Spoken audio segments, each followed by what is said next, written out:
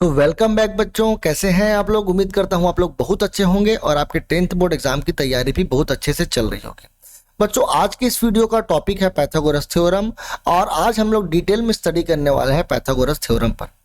बच्चों, Pythagoras theorem का जो प्रूफ है वो इस साल आपके सिलेबस से रिड्यूस कर दिया गया है, यानी कि आप लोगों को इसका प्रूफ पढ़ने की आवश्यकता नहीं है। लेकिन बच्चों, इससे पहले वाले एक वीडियो में मैंने आपको बताया था कि भले ही पाइथागोरस थ्योरम को रिड्यूस कर दिया गया हो, लेकिन जिस मेथड से हम लोग पाइथागोरस थ्योरम को प्रूफ करते हैं उसी मेथड का इस्तेमाल करके आप लोगों के एनसीईआरटी बुक में कई क्वेश्चंस अवेलेबल हैं, जो इससे पहले एक वीडियो में मैंने क्लियर किया था। अगर आपने वो वीडियो नहीं देखा है तो डिस्क्रिप्शन में आप लोगों को उस वीडियो का लिंक मिल जाएगा और ऊपर आई के बटन में भी मैं आप लोगों को वो वीडियो का लिंक दे देता हूं। आप जा करके वो वीडियो जरूर देख ले बच्चों, क्योंकि अगर आपने वो वीडियो नहीं देखा तो आपके बहुत सारे क्वेश्चंस हो सकते हैं एग्जाम में छूट जाए। सो आप लोगों को ये याद रखना है बच्चों कि पाइथागोरस थ्योरम का प्रूफ भले ही रिड्यूस है, लेकिन हम लोगों को उसके बारे में स्टडी करना ही करना पड़ेगा। क्योंकि अगर आपने ये स्टडी नहीं किया तो हो सकता है आने वाले समय में जब आप 11th या 12th या फिर आगे आप स्टडी करेंगे तो उस समय आप लोगों को कुछ दिक्कतों का सामना करना पड़ सकता है। सो मेरा रिक्वेस्ट है आपसे कि उसका प्रूफ आप देख लें, जरूर है। अब बच्चों, पाइथागोरस थ्योरम होता क्या है उसके बारे में हम लोग सबसे पहले डिस्कस करते हैं। मैक्सिमम बच्चों को से जब ये क्वेश्चन पूछा जाता है कि भैया बताओ पाइथागोरस थ्योरम क्या होता है, तो उनका ये जवाब होता है कि सर हाइपोटेनस का जो स्क्वायर होता है वो बराबर होता है परपेंडिकुलर का स्क्वायर और बेस के स्क्वायर के। ये जो जवाब आपने ये जो जवाब आप लोग जो टीचर्स को देते हो, ये जो जवाब है वो गलत नहीं है, सही है। लेकिन मैं इसको बोलता हूँ कि ये एक स्मार्ट आंसर नहीं है। आपको हमेशा कोई भी क्वेश्चन जब टीचर पूछता है तो आप लोगों को एक स्मार्ट आंसर देना है। और देखिए, स्मार्ट आंसर आप कैसे देंगे, मेरी बातों को अगर आप ध्यान से सुनेंगे तो आप लोगों को क्लियर होगा। बच्चों, पाइथागोरस थ्योरम में हमेशा एक राइट एंगल ट्रायंगल के बारे में बात किया जाता है, जो मैं आपके स्क्रीन पर यहाँ पर बना हुआ है। देखिए, एक राइट एंगल ट्रायंगल। अगर आपसे मैं ये पूछूं कि ये राइट एंगल कहाँ पर है, तो आप बोलोगे सर एंगल बी पर ये राइट एंगल है, क्योंकि जहां पर एंगल बी है वहीं पर ही मेरे को राइट एंगल दिख रहा है। तो इसको हम लोग बोलते हैं राइट एंगल एट बी। तो सबसे पहली बात तो आपको पता होना चाहिए कि भैया कोई ट्रायंगल राइट एंगल ट्रायंगल है तो वो राइट एंगल कहाँ पर है। तो मैं यहाँ पर लिख देता हूँ राइट एंगल्ड एट बी। तो ये बात सबसे पहले आपको पता होनी चाहिए। अब जहां पर भी राइट एंगल बन रहा है बच्चों, उसके अपोजिट में ये जो साइड बन रहा है, जैसे ये जो बी है, इस बी के अपोजिट पे कौन सा साइड बन रहा है, तो ये ए सी बन रहा है। इस ए सी का अगर मैं स्क्वायर कर दूं, यानी कि वो साइड जो राइट एंगल ट्रायंगल के अपोजिट में, जहां पर राइट एंगल ट्रायंगल बन रहा है उसके अपोजिट में जो साइड है, अगर मैं उसका स्क्वायर कर दूं तो ये बाकी दोनों साइड के स्क्वायर के सम के बराबर होगा। बाकी दोनों साइड के स्क्वायर के, बाकी दोनों साइड यानी कौन सा, देखो हमारे पास 3 साइड थे बच्चों, एक था ए बी था, एक था बी सी था और एक था ए सी था। जिसमें ए सी का आप इस्तेमाल कर चुके हैं, क्या बच गया है, दो ए बी और ए सी, सॉरी ए बी और बी सी। तो ए बी और बी सी के स्क्वायर के सम के बराबर होता है ये। यानी कि कोई भी एक राइट एंगल ट्रायंगल में, देखिए इसको हम लोग कैसे लिखेंगे, in any right angle triangle, in any right angle triangle, right angle triangle, the square of side opposite to right angle. बहुत ही इंपॉर्टेंट बात है बच्चों, ये मैक्सिमम बच्चे इसको मिस कर देते हैं। Opposite to right angle is equal to sum of square of other two side. So ये आप लोगों को मुंह जुबानी याद होनी चाहिए। यानी कि जब भी आपसे कोई क्वेश्चन पूछेगा कि भैया पाइथागोरस थ्योरम क्या है, तो आप लोगों को ये जवाब देना है। या आप हिंदी में भी उसको बता सकते हैं कि किसी भी एक राइट एंगल ट्रायंगल में जहां पर राइट एंगल बन रहा है उसके अपोजिट में जो साइड है, वो अपोजिट साइड का जो स्क्वायर होगा वो बाकी दोनों साइड के स्क्वायर के सम के बराबर होगा। ये एक्चुअल में पाइथागोरस थ्योरम है।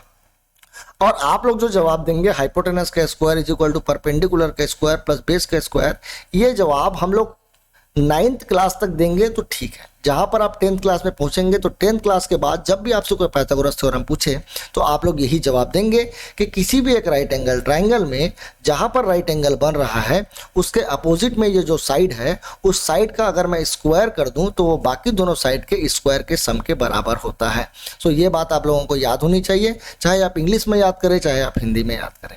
अब बच्चों इससे रिलेटेड कुछ क्वेश्चंस मैं आप लोगों को बताना चाहता हूं जो कि इजी क्वेश्चंस है लेकिन एग्जामिनेशन के पॉइंट ऑफ व्यू से बहुत ही ज्यादा इंपॉर्टेंट है। देखिए पहला क्वेश्चन आप लोगों की स्क्रीन पर अब दिखाई दे रहा होगा जो कि लिखा हुआ है अ ladder is placed against a wall. यानी हमारे पास एक लेडर है, लेडर का मतलब होता है सीढ़ी, आप लोग जानते होंगे, और ये जो सीढ़ी है वो वॉल पर रखा हुआ है। आप लोग सीढ़ी हमेशा देखे होंगे बच्चों अपने घर में, और सीढ़ी को हमेशा दीवार पर टिका करके रखना हम लोगों को आता है। तो सबसे पहले तो अपन एक काम करते हैं, हम लोग एक ऐसा ग्राउंड बना लेते हैं, ये ज़मीन है हमारा और ये हमारा एक वॉल है, ठीक है, मान लेते हैं ये हमारा एक वॉल है।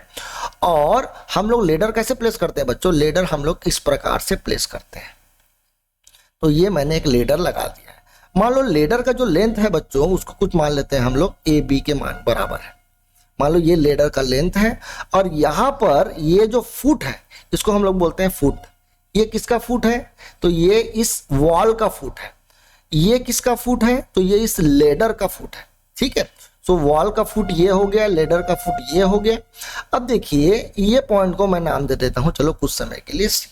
तो अब AC हमारा वॉल का लेंथ बन गया, BC हमारा डिस्टेंस बन गया, कहां से कहां तक का, वॉल से लेकर के फुट ऑफ लेडर तक, है ना, फुट ऑफ लेडर, ये लेडर का फुट है, ठीक है, ये डिस्टेंस बन गया। और ये AB जो है बच्चों, ये AB लेंथ है किसका, लेंथ ऑफ लेडर, ये लेडर का लेंथ है। अब जैसे क्वेश्चन में बोला गया है उसके हिसाब से हम लोग आगे बढ़ते हैं।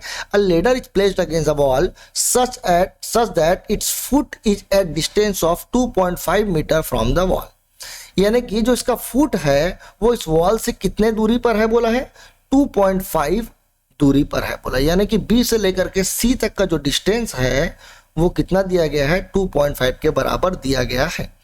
बोला गया देखिए a ladder is placed against the wall such that it foot is at a distance of 2.5 from the wall and its top reaches the window 6 metre above the ground. यानी कि ग्राउंड से कितने ऊपर है इसका ये जो टॉप है, देखिए ये इसका फुट हो गया और ये इसका टॉप हो गया, ये जो है उसका टॉप है।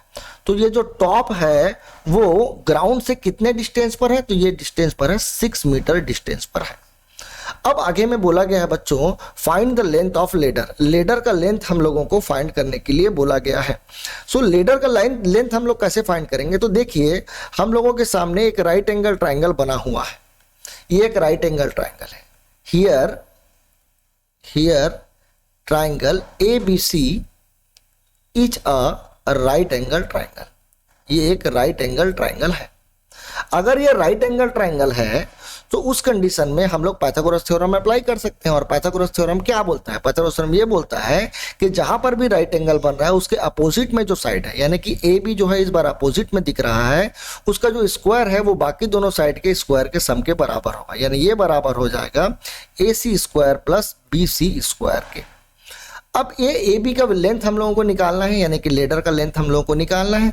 AC का जो लेंथ है वो दिया गया है कितना 6, तो ये हो जाएगा 6 का स्क्वायर। और BC का जो लेंथ दिया है बच्चों वो दिया है 2.5, तो यहाँ पर मैंने लिखा 2.5 का स्क्वायर। अगर आप 6 का स्क्वायर करेंगे तो आपको 36 मिलेगा और 2.5 का स्क्वायर करेंगे तो ये मिलेगा 6.25। अगर मैं इन दोनों को ऐड कर दूं बच्चों तो 6.25 में अगर मैं 36 को ऐड कर दूं तो देखिए क्या मिलने वाला है मेरे को, यहाँ पर मिलने वाला है 25 पॉइंट के बाद मिल जाएगा और यहाँ पर आ जाएगा 2 और यहाँ पर आ जाएगा 4। सो फाइनली ये बन जाएगा 42.25, ये हो जाएगा AB। और इस स्क्वायर को अगर मैं ट्रांसफर कर दूं तो इस तरफ रख जाएगा रूट। अब आपको इस 42.25 का क्या करना है, स्क्वायर रूट निकालना है, जो कि मैक्सिमम बच्चे लोग नहीं निकाल पाते। तो मैं आप लोगों से रिक्वेस्ट करूंगा कि जब भी आप लोगों को स्क्वायर रूट निकालना हो और पॉइंट में अगर नंबर दिया है तो आप डेसिमल पहले हटा करके नीचे में पॉइंट के बाद जितने भी डिजिट है उतने ही 0 लगा लें। अब आपका काम यह है कि आप इस 4225 का स्क्वायर रूट निकालेंगे और स्क्वायर रूट निकालने के लिए हम लोग प्राइम फैक्टराइजेशन का मेथड का इस्तेमाल करेंगे। अभी यहाँ पर देखिए बच्चों हम लोग ये 5 से डिविजिबल है तो 5 8 जा 40, 5 4 जा 20, 5 5 जा 25। फिर से ये 5 से डिविजिबल है बच्चों, तो ये 5 1 जा 5 हो जाएगा। और यहाँ पर हम लोगों को मिलने वाला है 5 6 जा 30, और अब मिलने वाला है 5 9 जा 45। अब देखिए 169 हम लोग को दिख गया, और 169 का स्क्वायर रूट हम लोग को डायरेक्टली पता है ये 35 के बराबर होता है, सॉरी 13 के बराबर होता है। तो यहाँ पर 13 आ गया, और ये इनका स्क्वायर रूट जो होगा वो 5 होगा।